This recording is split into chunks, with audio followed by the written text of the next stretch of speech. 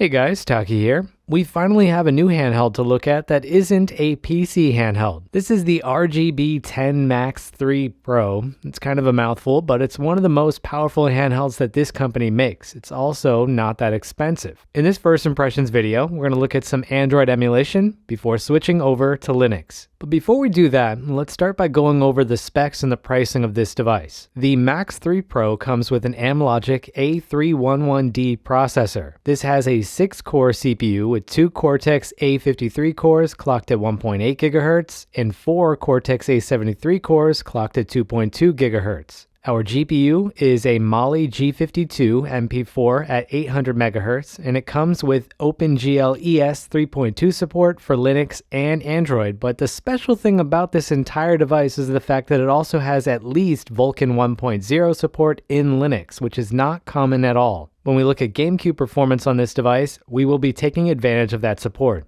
Finishing up, we have 2 GB of LPDDR4X RAM, 16 GB of eMMC storage with support for more with an SD card, a 5-inch 480p display, and a 4000 mAh battery. As seems to be customary with this company, this device has no internal Wi-Fi or Bluetooth support. As for the price, this thing is on pre-sale for $115. They have other versions, but those are just bundled with ROMs and SD cards. This is not that bad of a deal for this hardware. The original device that this cloned goes for $111, and the material quality is worse. Where it looks like a really great deal is up against the weaker RG552 that somehow still sells for $173.99 on sale. I just want to briefly touch on the controller layout that we have here as a quick orientation to this device. I'll talk more about the build quality and everything else in a later video after I've had more time on it. But I just want to go over essentially what we have here. We have a good set of ABXY buttons that come in at around 8 mm wide and 2.2 mm tall.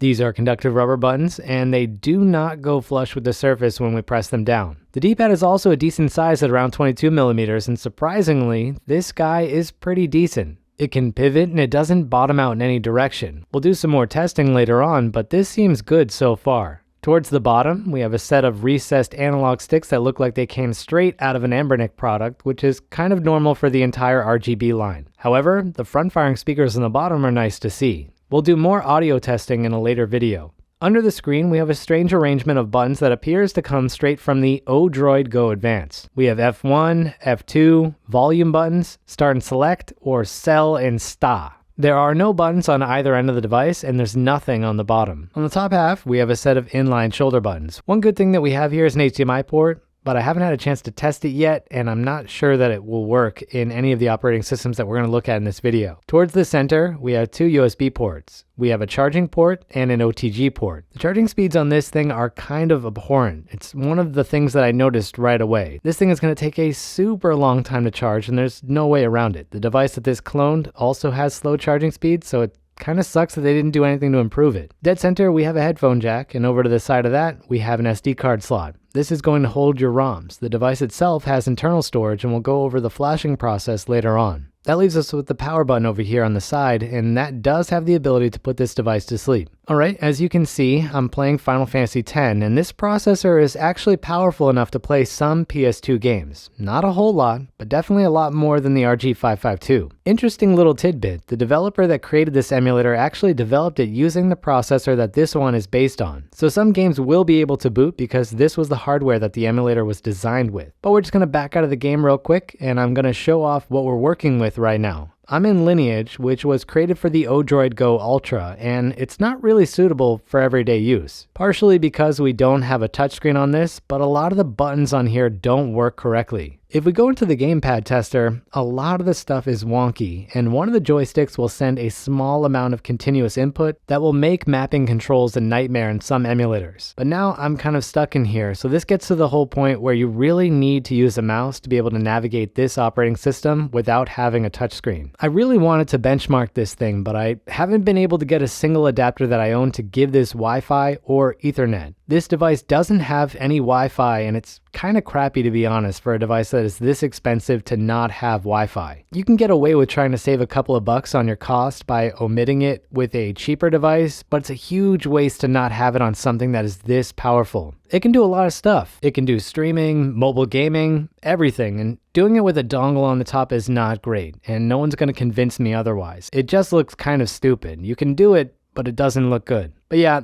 outside of those things, it's a pretty decent image that we have here. This is a 64-bit processor that's running a 64-bit version of Android. Usually, Amlogic processors will run 32-bit versions of Android for some reason, but that's not the case here. This would be a pretty awesome device to use if it had an official Android version to use alongside the Linux option that we're going to take a look at in just a bit. The internal storage is enough to just be able to get this off the ground, and the performance is pretty decent, even with only 2 GB of RAM. Thermals aren't that bad, but they can get pretty high depending on what you're doing. I'll wait to pass judgment until I've had more time to test the thermals in Linux. But that's enough for the Android intro. Now I want to take a look at some PS2 emulation, which might be a little too early in this video based on how I usually do things, but that's for good reason. We're going to flash this to a different operating system that I'm planning to use for my main review, and that will delete all of the stuff that I have here. I want to get this testing out of the way because I do not plan to come back to Android again, at least not with this current software version. Now we're going to take a look at some PS2 emulation performance on this. I grabbed 8 games for this test, and I picked games that don't run well to give you a better idea of what this device can and cannot do.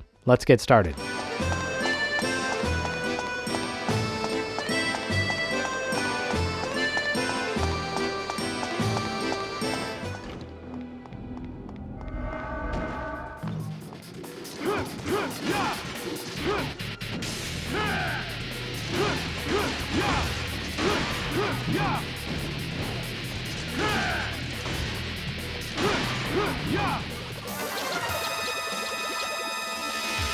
Uh-oh.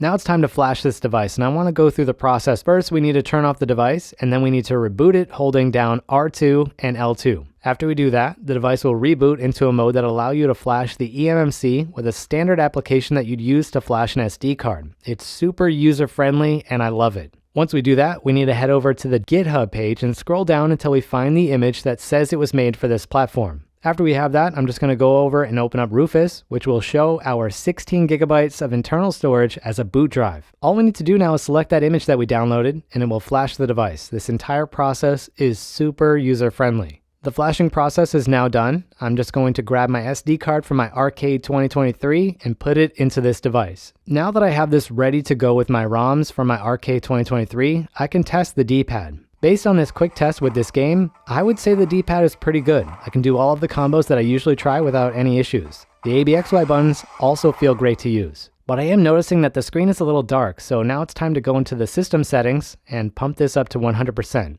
much better. I don't want to go too in-depth in this first look, but I did want to check out the performance of some of the bigger systems that we have on here. Let's start with Dreamcast. In this first game, I'm noticing a lot of lag in this title screen, which doesn't instill a lot of confidence for the full game. Let's see how the first stage performs.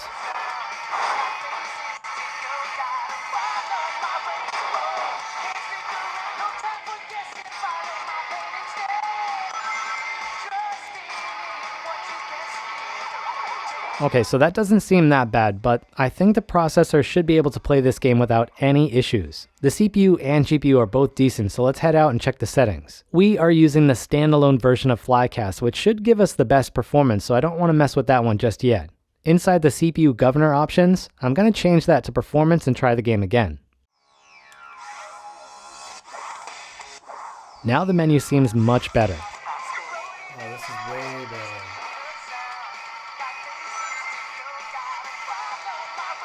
The actual stage is running a lot better, and I don't hear the audio crackle that I could with the default settings, so this is a win. Now let's check an N64 game. This isn't a super heavy title, but the explosions can tank FPS on weaker devices. We seem to also have some performance hits just like Dreamcast with this title. Let's head back out into the game settings. We could change the emulator, but I want to just try changing the governor like we did before to see if that fixes things. After that change, the game is running way better, so that seems to be the de facto option for running higher end systems with performance issues. One thing that I'm noticing that I want to point out here is that I'm seeing a lot of screen tearing in the software that I didn't see in Android. If you look at this menu, you can see tearing as I move through the options. I'm not sure what's causing this because there shouldn't be any screen tearing in this main system. I'll try to come back to this later on. Let's test one PSP game now to round out our bigger systems. Again, we're using the default settings here.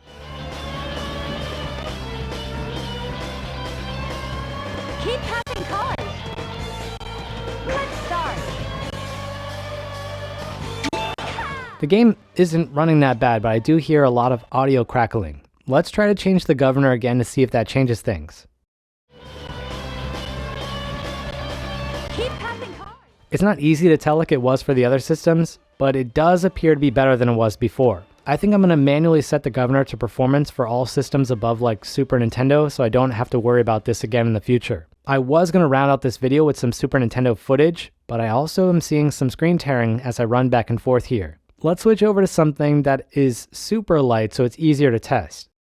Yeah, in the background I can definitely see some screen tearing here. Quick update, I asked the Just Enough Linux team about this issue after I filmed this video, and I got an explanation. Basically, the kernel that this device uses doesn't have the latest drivers for this display. Right now they're using a hacked driver that was created by hardkernel, and it has this screen tearing issue. You might be wondering why this wasn't an issue in Android since we didn't see any screen tearing there. Well, that uses an older kernel, which can be used on this device for Linux, but we would lose Vulkan support, which means GameCube and Wii emulation would be SOL. So it's just a waiting game. But that's where we're going to leave things on this first look. We've seen Android emulation performance, and we got to look at how easy it is to flash this device. We also looked at some emulation under Linux, but there's a lot more that we still need to look at. There's an older Linux build that doesn't have this issue, but it doesn't have that Vulkan driver, so I don't want to review the device with that if I can help it. I'm really looking forward to how this thing handles GameCube though. That should be very exciting. If you enjoyed this video, take a look at a video that I did on a Wi-Fi router emulating some 3D Nintendo Switch games. That thing is awesome. Happy gaming everyone. Taki out.